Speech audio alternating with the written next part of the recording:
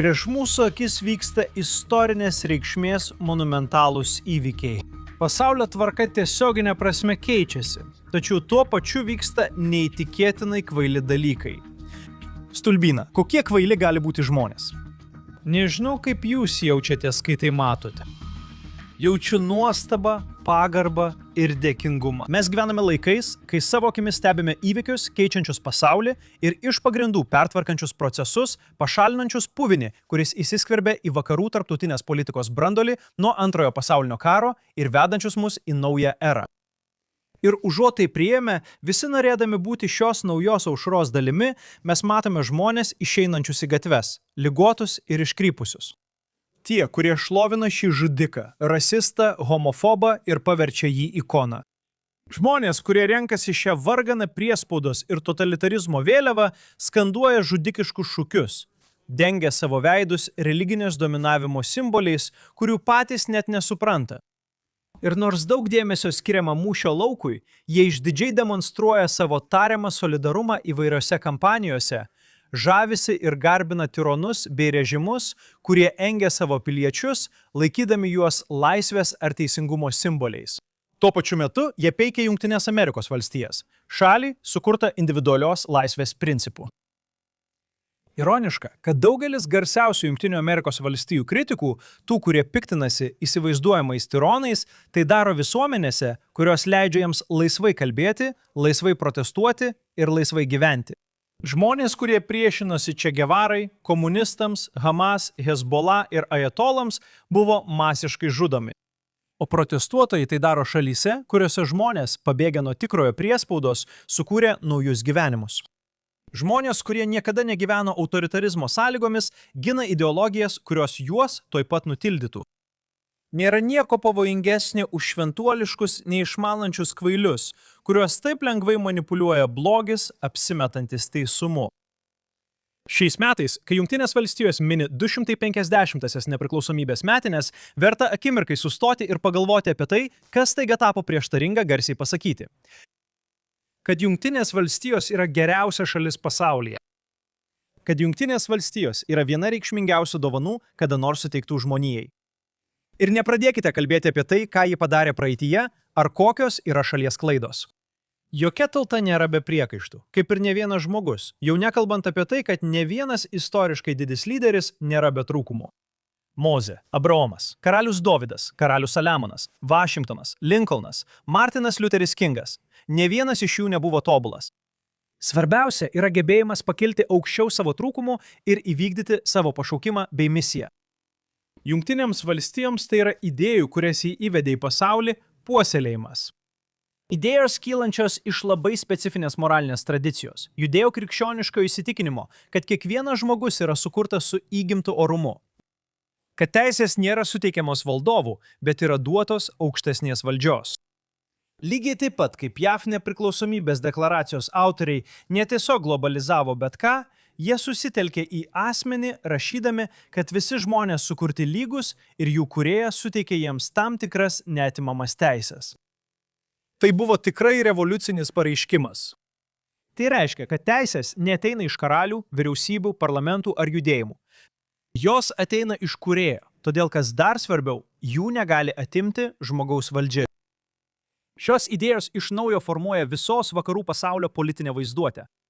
Jie sukūrė naują visuomenės modelį, kuriame žmogus, kiekvienas individas yra šventas, kur valdžia turi būti ribojama, o laisvė nėra privilegija, tai prigimtinė teisė. Ir užuot tai šventę, išlepinti išdykėliai apsimeta drąsiais ir bebaimiais. Visi tie, kurie dejuoja dėl įsivaizduojamų karalių, būtų gulaguose, perauklėjimo stovyklose arba išnykę nuo žemės paviršiaus, jei jie iš tikrųjų gyventų nedemokratinėje šalyje. Ne, vietoj to jūs, mažos lepūnėlės, žygiuojate gatvėmis, prisidengdamos savo bjaurius, nosies žiedais ir mėlynais plaukais išsiskiriančius veidus, mojuojate kvailais plakatais ir psichinio sutrikimo vėliavomis. Juokingiausia tai, kad aš tai pamačiau kaip tik prieš šiandienos filmavimą, tai buvo paskelbta Davido J. Harriso jaunesniojo. Ir ten parašyta, galite perskaityti, vakarų moteris vaidina revoliucionierės. Tai puikiai atspindi esmę. Užuot gyvenusios tokiuose srutų duobėse kaip Kuba ar Venezuela, jūs einate į savo kavines ir valgote prabangiuose restoranuose, kuriuose dirba sunkiai dirbantys žmonės, pabėgę iš tų pačių skilų, kurias jūs norite pamėgdžioti. Velnies, be Jungtinių valstijų Europa būtų buvusi vokiška arba dar blogiau rusiška ir komunistinė. Faktas tas, kad be Jungtinių valstijų šiuolaikinio pasaulio žemėlapis atrodytų visiškai kitaip. Azija būtų likusi po imperinės Japonijos militaristinių valdymų arba Kinijos komunistų valdžioje kaip Šiaurės Koreja. Didžiulės populiacijos gyventų sistemose, kurios naikino individualumą, naikino kilmę ir naikino ištisas kultūras. Jungtinės valstijos ne tik gynė save. Ji gynė laisvų visuomenių galimybę visur. Mes Izraelyje tai vertiname. Mums Izraelyje tai nėra teorija. Mes žinome, ką islamas padarė šio regiono tautoms. Mes žinome, kaip jie elgėsi su bejėgėmis mažumomis. Nes, priešingai nei propaganda, kurioje jūs paskendote, dauguma Izraelio piliečių yra šeimų, pabėgusių iš islamo kolonizuotų artimųjų rytų regionų, palikuonys. Mes žinome, ką reiškia turėti sąjungininką, kurio vertybės sutampa su mūsų. Mes teikiame pirmenybę partnerystei su valstybe, kuri grindžiama asmens orumu, o ne lyderio viršenybė. Todėl net ir tada, kai pasaulis atrodo sutrikęs, susiskaldęs ir morališkai apverstas, Jungtinės valstijos išlieka atrama. Ne todėl, kad ji tobula, bet todėl, kad ji remiasi principais, kurie išlaisvino daugiau žmonių iš priespaudos nei bet kuri kita ideologija per visą žmonijos istoriją. Ir tik pažiūrėkite, kokia yra alternatyva kituose vakarų vadinamosiose liberaliuose šalyse. Šalys, kuriuose taip paplitusios defetistinės politikos po šaltojo karo eros. Nes šios supuvusios šalys – Kanada, Prancūzija, Ispanija, Norvegija, Nyderlandai, Australija, Jungtinė karalystė, Šveicarija, Austrija ir Suomija. Visos šios šalys, taip susirūpinusios žmogaus teisėmis, šią savaitę Jungtinėse tautose balsavo už tai, kad Irano Islamo Respublika ne kas kitas, o vadovautų Jungtinėse komitetui dėl moterų teisių, žmogaus teisių ir terorizmo prevencijos. Aš nejuokauju, terorizmo prevencija. Na, tiesą sakant, jie iš mūsų išmoko, kaip užkirsti kelią terorizmui per pastaruosius 2,5 metų. Tačiau šios šalys taip pat pasirinko išrinkti Kiniją, Kubą, Nikaragvą, Sudaną ir Saudo Arabiją į Jordanijos TT komitetą, kuris prižiūri žmogaus teisų organizacijų darbą Jungtinėse tautose. Argi tai nenuostabu? Daugelį metų Iranas vykdė žiaurumus, rengė teroristinius išpuolius prieš vakarus, finansavo teroristus vakaruose. Europiečiai šį elgesį normalizavo. Jie tai priėmė. Žmogaus teisų organizacijos niekada prieš tai neprieštaravo. Jie visada kritikuoja lengvus taikinius. Vakarų demokratija puolama, teroristai visada pateisinami. Libanas buvo užimtas Irano remiamo teroristinio judėjimo. Prancūzija niekada jų nekritikavo ir neskyrė sankcijų. Tačiau Izraelis priima įstatymą, leidžiantį vykdyti mirties bausmę teroristams ir iškart jie garsiai reiškia kritiką. O Jungtinės tautos šventė 47-asias Irano revoliucijos metinės. Tačiau nuolat reiškia susirūpinimą dėl Izraelio. Priminsime jiems, kad vienintelė vieta artimuosiuose rytuose, iš kurios arabai masiškai neemigruoja, yra Izraelis. Galite sakyti, ką norite apie Izraelį, bet faktai kalba patys už save. Galime nepastebėti fakto, kad visos kitos vadinamosios vakarų liberalios demokratijos stovėjo nuošalyje ir neprisijungė prie karo prieš teroristinius režimus. Tačiau neatleistina, kaip jie taip pat apdovanoja šią šalis, elgdamiesi taip, tarsi jos gerbtų bet kuriuos principus, kurie svarbus liberalių demokratijų piliečiams. Per ilgai vakarai normalizavo šį sergančių iškrypusių šalių priėmimą, kurios žaidžia iškreiptų vertybių dalymosi žaidimą šiuose tarptautinėse organizacijose, noriai kritikuoja Izraelį, tuo pačiu teisindamos šias šalis. Normalizuojama Iraną, kuris skerdžia savo piliečius. O šalis, kurios tai daro, nėra mūsų pusėje. Ir tiesą sakant, aš nenoriu, kad jos būtų mūsų pusėje. Štai čia yra mūsų jaunimas Izraelyje šiandien. Jie yra išdidūs, stiprus, susikaupę ir dėkingi. Toks buvo mūsų jaunimas prieš 80 metų. Tokie dalykai vis dar gali nutikti mums, kaip matėme Nova festivalyje spalio 7-ąją. Ir jei ką, spalio 7-oji mums primena tai, ką laikėme savo praeitimi. Iš tikrųjų, turėtume būti labai dėkingi. Dėkingi už neapykantą žydams reiškiančius komentarus, kuriuos daugelis iš jūsų rašote komentaruose. Tuos, kuriuos kai kurie iš jūsų netgi paliekate čia komentarų skiltyje. Tai yra kasdieniai priminimai apie praėjusius laikus. Mano turinys nėra skirtas pakeisti žmonių nuomonę. Nežinau, kad to nepadarys. Jis skirtas sustiprinti tuos, kurie jau žino tiesą. Visi kiti, man nerūpi, ką jūs galvojat. Jūs tik patvirtinate, kad tai, ką Hamas padarė spalio 7-ąją, yra tai, ką jūs patys norėtumėte padaryti. Kai jie pralaužė Izraelio sieną tą siaubingą dieną, jie taip pat paleido liguistą, iškreiptą neapykantą, kurią daugelis iš jūsų nešiojate savo iškrypusioje sieloje. Pavyzdžiui, Ispanija, kuri taip aistringai smerkia Izraelį, taip kritiškai žiūri į izraeliečius švenčiančius kasmetinę nužudyk gojų dieną. O, palaukite minutėlę, atsiprašau, tai mano klaida, tai ne mes. Jie turi kasmetinę Matar Judijos savaitę, kuri pažodžiui reiškia žydų žudimo savaitę. Tai šimtmečius gyvuojanti tradicija šiaurinėje Ispanijos Leono provincijoje, kur žmonės per Velykas geria specialų alkoholinį kokteilį. Tai Europoje yra priimtina. Bet nedaug dieve, kad žydų moheliai, atliekantis Brit Milos apeigą, tai darytų Belgijoje. Ten jie yra persekiojami už tą veiksmą. O, palaukit, ar aš pasakiau persekiojami? Norėjau pasakyti teisiami. Aš nuoširdžiai dėl to nesirūpinu ir man nerūpi jų veidmainystė. Dabar mes neisime ramiai į tą tamsią naktį. Susidūrėme su priešais, kurie mus lenkia dydžiu ir teritorija, kurie engia mažumas, kurios šiandien serga. Su nusivylimu, kad jie to daugiau mums padaryti nebegali. Tegul jie visi eina velniop.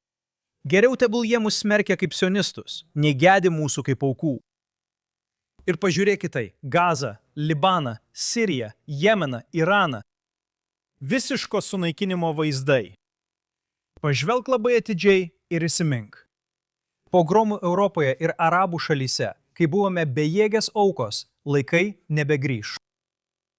O visi tie, kurie komentuoja, kaip dabar nekenčiama Izraelio, jūs kalbate kaip jūsų proseneliai. Tai nėra nauja.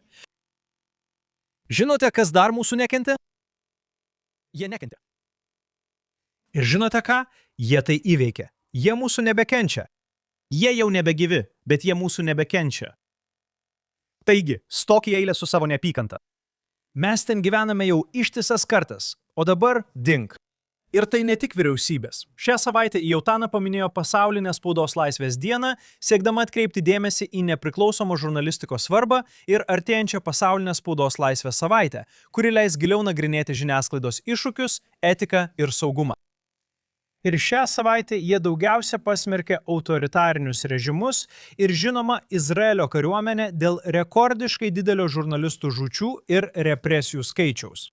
2026 metai – pasaulinis spaudos laisvės indeksas, kurį paskelbė Reporteriai be sienų ir žurnalistų apsaugos komiteto duomenys Izraelio kariuomenę įvardijo kaip didžiausią žurnalistų žudiką pasaulyje. Ir taip yra todėl, kad naujienų agentūrų samdomi Hamas ir Hezbollah teroristai dėvi spaudos liemenes ir šalmus. Neatsilikdama, Izraelio užsienio spaudos asociacija taip pat pateikė reikalavimą Izraeliui atsisakyti platesnių saugumo protokolų. Jie tai vadina kova už spaudos laisvę, teigdami, kad be jų fizinio buvimo Gazoje pasaulis lieka tamsoje. Na, aš su jais dirbau daugiau nei 25 metus. Tie patys kanalai, kurie dažnai teigia esantys objektyvūs stebėtojai, patogiai ignoruoja faktą, kad teroristinės organizacijos niekada neleistų jiems samdyti nepriklausomų žiniasklaidos darbuotojų teritorijose, kurias jos kontroliuoja. Jie niekada neatskleidžia apribojimų, kuriuos jiems taiko kita pusė. Dabar, nereikia būti genijumi, kad tai suprastum. Visiems, kurie turi bent šiek tiek proto, aišku, kad jei esi teroristas kontroliuojantis tam tikrą teritoriją, tu neleisi niekam ten laisvai veikti. Todėl jie niekada neprisipažįsta vietiniams gyventojams, kad samdo juos naudodamiesi spaudos transporto priemonėms suteiktų imunitetu, pavyzdžiui, ginklams ir teroristams pervežti bei kovos zonose pulti Izraelį. Ir jie niekada nerodo vaizdų, kuriuos pačios teroristinės organizacijos dalijasi, pagerbdamos tuos pačius spaudos atstovus, vilkinčius teroristų uniformas, kai juos pašalina Izraelis. Taip pat kyla klausimas dėl žiniasklaidos pačios deklaruojamo nepakeičiamumo. Nors jie teigia, kad tik jie gali pateikti tiesą, tuo pačiu metu jie ignoruoja realybę, kuri neatitinka jų asmeninės politikos. Irano sosto įpėdinis Reza Pahlabis praėjusią savaitę susidūrė būtent su tuo ir turėjo ką pasakyti apie vakarų žiniasklaidą viešėdamas Europoje.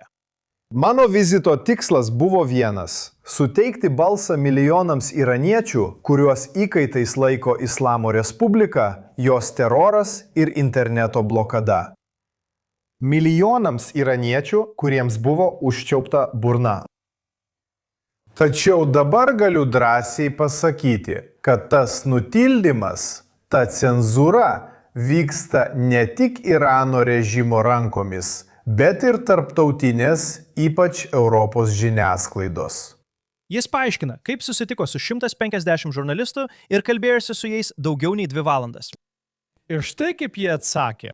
Ir per tas 2 valandas ne vienas iš 150 žurnalistų man neuždavė ne vieno klausimo apie 40 000 Iranų išžudytų mano šalies gatvėse sausio 8 ir 9.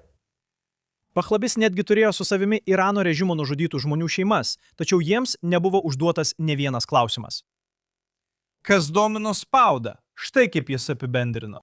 Čia žemyno, kuris teigia ginantis žmogaus teisės, teisingumą ir orumą, širdyje jo žurnalistai visiškai atsisakė savo profesinių pareigų ir netgi moralinio objektyvumo. Jie, atrodo, labiau domisi Amerikos kritika, klausdami, kodėl Jungtinės valstijos ir Izraelis nužudė diktatorių, kuris 47 metus žudė mūsų žmonės, nei kritikuoja režimą, kuris vykdo žudynes. Tai klasikinis atvejis, kai save ketvirtąja valdžia vadinantis asmenys bando diktuoti politiką. Nesvarbu, ar jūs matote kaip tiesos gynėjus, ar tiesiog kaip industriją, siekiančią pasikelti savo reitingus tiesos sąskaitą, vienas dalykas yra aiškus. Šie naujienų gigantai ne tik praneša naujienas, jie bando primesti savo nuomonę mums visiems. Todėl nenuostabu, kai matote tokius antraštes, kurios pateikia tik dalinę informaciją ir neleidžia jums sužinoti visos tiesos. Štai taip, Hezbollah įžengia į teritorijas, į kurias jiems buvo uždrausta grįžti, o tai taip pat yra paliaubų susitarimo dalis. Arba jie ruošiasi paleisti raketas į Izraelį. Žiniasklaida kuria tiesos įspūdį, žinodama, kad dauguma žmonių skaito tik antraštes. Ir tada, vien tik neigiamų naujienų gausa, jie suformuoja įspūdį apie tai, kas vyksta, ir iš esmės jie jums meluoja. Tačiau, skirtingai nei anksčiau, dabar mes galime juos dėl to demaskuoti.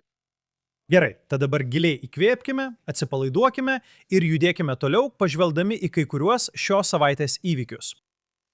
Karui Irane vykstant, atrodo, kad esame įstrigę, kaip geriausiai galėčiau apibūdinti, nestabilioje tarpinėje padėtyje. Derybos atrodo iššalusios. Visi apsimeta, kad jos vis dar vyksta, bet jos nejuda ir nieko neduoda. Tai diplomatinis teatras be scenarijaus. Tačiau, kai politinis procesas įstrigęs, ekonominis spaudimas daro savo darbą. Sankcijos, apribojimai, finansinė izoliacija – tai nėra vien simboliniai veiksmai. Jie didina spaudimą ir pamažu alina Iraną. Jie keičia strateginę aplinką, neiššovus ne vieno šūvio. Ir į šią tuštumą, tarp aklavietėje atsidūrusių derybų ir didelio karo galimybės, Jungtinės valstijos imasi vidurio kelio manevro. Vašingtonas paskelbė apie operaciją, kurios tikslas – išgelbėti tanklaivius, komercinius laivus įstrigusius Hormūzo sąsiauryje. Iš pirmo žvilgsnio tai techninė misija, tačiau iš tikrųjų tai strateginė žinutė.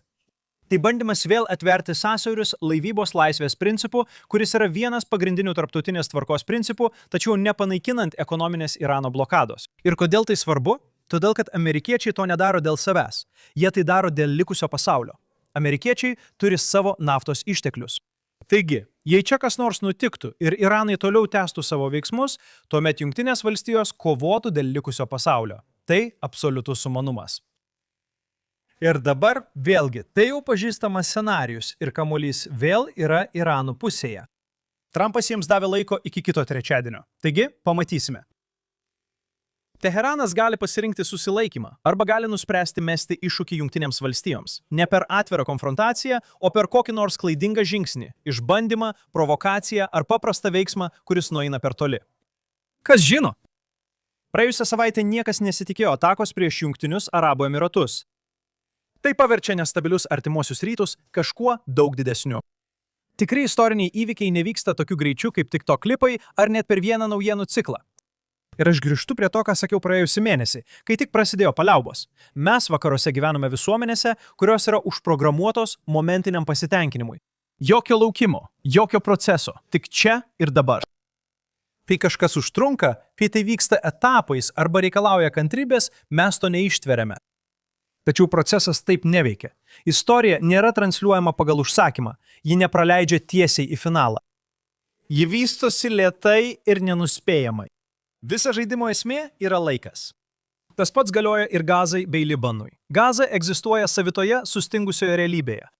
Ugnies nutraukimas, kuris techniškai galioja, bet iš esmės yra asimetriškas. Pagalba plūsta didžiuliu mastu, bet ginklai neišvežami.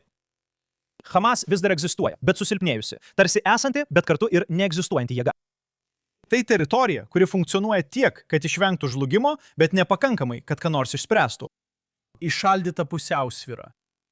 Kol Hamas bando išlaikyti savo kontrolę, iš Gazos ruožo per sausumos perėjas iki šiol emigravo 44 000 gaziečių. Kai kalbate apie laisvą Gazą, turite blusų pilną Gazą. Izraelis tęsia savo pastangas paskelbdamas, kad baigė Hamas infrastruktūros naikinimą Beit Hanune tiek virš žemės, tiek po žemę ir tai po 2,5 metų. Tai tik parodo, kiek jie buvo investavę į šias infrastruktūras po žemę Gazos ruože. Libanas taip pat gyvena šioje nestabilioje tarpinėje būsenoje. Mes laukiame, kol prasidės derybos su Libanu, nors žinome, kad jis negali įgyvendinti savo sprendimų. Ir kiekvieną savaitę mes toliau atskleidžiame tunelius, ginklus, infrastruktūrą, visą tai skirta mūsų užpulti bet kurią akimirką. Trečiadienio naktį Izraelis pašalino Irano teroro ryšininką su Hezbollah, Radvano pajėgų vadą, kuris planavo išpuolį prieš Izraelį. Tai yra geras ženklas, kad tai, ką buvome pasirengę toleruoti iki spalio 7-osios, daugiau nebevyks. Ir jei matote, kad artimieji rytai nėra jūsų problema, ne jūsų karas. Prieš baigdamas noriu palikti jums mintį, kurią iškėlė arabų reikalų ekspertas Edidas Baras, kurį jau esu čia citavęs anksčiau. Tai atspindi kažką, kas yra giliau nei geopolitika. Tai atspindi šio momento psichologiją. Neseniai paskelbtame įraše ji pateikė įspūdingą palyginimą, kuris verčia mus į ideologinės roves, formuojančias vakarus, pažvelgti šiek tiek blaiviau. Ji primena mums, kad tai, ką dabar vadiname socialinio teisingumo judėjimais, kažkada kitoje pasaulio dalyje turėjo visiškai kitą pavadinimą. Tai buvo Irano revoliucijos metodas. Baras tiesiogiai sieja Ajatollah Chomeinį 1979 metais su naujaja vakarų politinių aktyvistų karta. Ir jie atkreipė dėmesį į pažįstamą strategiją. Chomeinis suprato, kad jei nori destabilizuoti vakarų aljanso visuomenę, nepradedi nuo teologijos. Pradedi nuo pažadų. Nemokama elektra, nemokamas vanduo, teisingumas vargšams, karas prieš korupciją, svajonė apgaubta žodžiu nemokama. Skamba pažįstamai? 2026 metais New Yorko meras Zoranas Mamdanis žada nemokamą būstą, nemokamą transportą, socialinį teisingumą ir karą prieš turtinguosius. Chomeinis pasinaudojo Irano kairiaisiais, kad pakiltų į valdžią, o tada juos pašalino. Mamdanis pasinaudojo woke karta, kad perimtų New Yorko miesto savivaldybę. Taigi, kaip manai, kur tai nuves? Tai yra raudonųjų ir žaliųjų aljansas savo geriausioje formoje. Kraštutinė ideologija užmaskuota kaip socialinė pažanga. Ir IDIT mums primena dar kai ką. 1979 metais daugelis vakarų intelektualų buvo įsitikinę, kad Chomeinis reiškia išsivadavimą ir modernizmą. Tik vėliau jie suprato, kas iš tikrųjų buvo susiformavę. Istorija ne visada kartojasi tais pačiais simboliais. Kartais jį tiesiog pakeičia savo kalbą, šūkius ir tikslinę auditoriją. Ir Edith Bar palieka mums štai ką. Klausimas nėra, ar New Yorkas taps Teheranu. Klausimas yra, kodėl vakarų intelektualai vis susižavi tais pačiais ideologiniais mechanizmais, tik su naujais šūkiais.